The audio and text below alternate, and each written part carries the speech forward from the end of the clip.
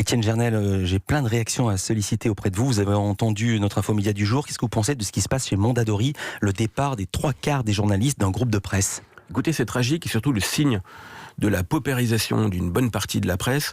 Et cela signifie qu'il faut, encore une fois, défendre notre valeur, notamment face à Google, parce que tout ça, c'est quand même en partie, c'est de la faute des éditeurs qui n'ont pas su défendre leur valeur et qui ont mis trop de choses en gratuit sur Internet, mais en partie le résultat de la prédation de Google. Alors justement, c'est votre édito de ce matin. Faut-il démanteler Google? Édito au vitriol, le chapeau, je le cite. Le moteur de recherche profite de son monopole pour piller les journaux. Il piétine la liberté de la presse et au passage, la France et l'Europe, rien que ça. Ben oui, écoutez, les monopoles détruisent toujours de la valeur. Frédéric Bastiat, le grand penseur et économiste libéral, l'avait démontré. Les monopoles détruisent parce qu'ils usent de la force et à la fin, il ne reste plus rien. Ils se repaissent de la chair de leurs victimes, il ne reste plus rien. Et c'est ce qui se passe avec Google, qui est en situation de monopole sur le marché des moteurs de recherche et qui, en fait, prend toute la valeur. Il capte l'essentiel, avec Facebook, Amazon, mais eux en premier, de la croissance de la publicité numérique.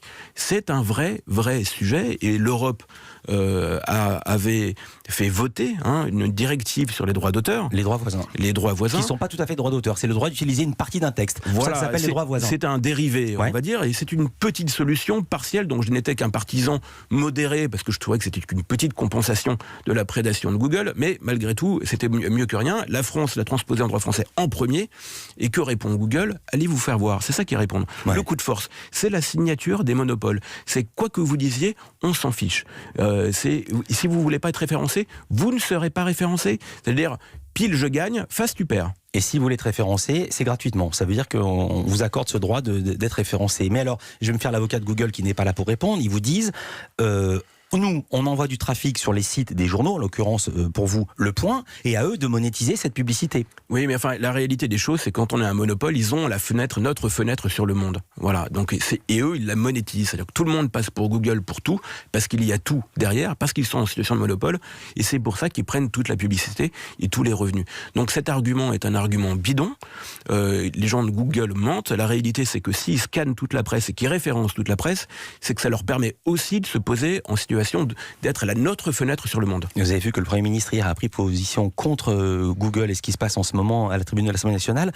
Des réunions doivent être prévues, les partis doivent se revoir. Alors vous, Étienne Gernel, vous êtes opposé à une réunion de conciliation et vous avez cité Churchill, ça m'a beaucoup intéressé. Vous avez dit un conciliateur est quelqu'un qui nourrit un crocodile en espérant qu'il sera le dernier à être mangé. Il faut faire quoi alors? Mettre un grand coup de pied dans la fourmilière? Le problème, c'est la concurrence. Le problème, c'est le droit de la concurrence. Ce que les États-Unis ont fait avec la Standard Oil en 1911 et avec AT&T en 82, c'est-à-dire le démantèlement, c'est ce qui a mis un coup d'arrêt. C'est la seule chose qui arrête les monopoles. Mais attendez, c'est pas la France qui va démanteler Google aux États-Unis, ni même l'Europe. Écoutez, l'abus de position dominante figure dans le traité de Rome. Il figure dans les traités européens. La concurrence, c'est absolument fondamental. Et celui qui vous parle n'est pas un altermondialiste. Je ne suis pas Olivier Besancenot. Et je ne suis pas un opposant au capitalisme international par principe. Le problème, c'est pas là, c'est que le monopole opprime.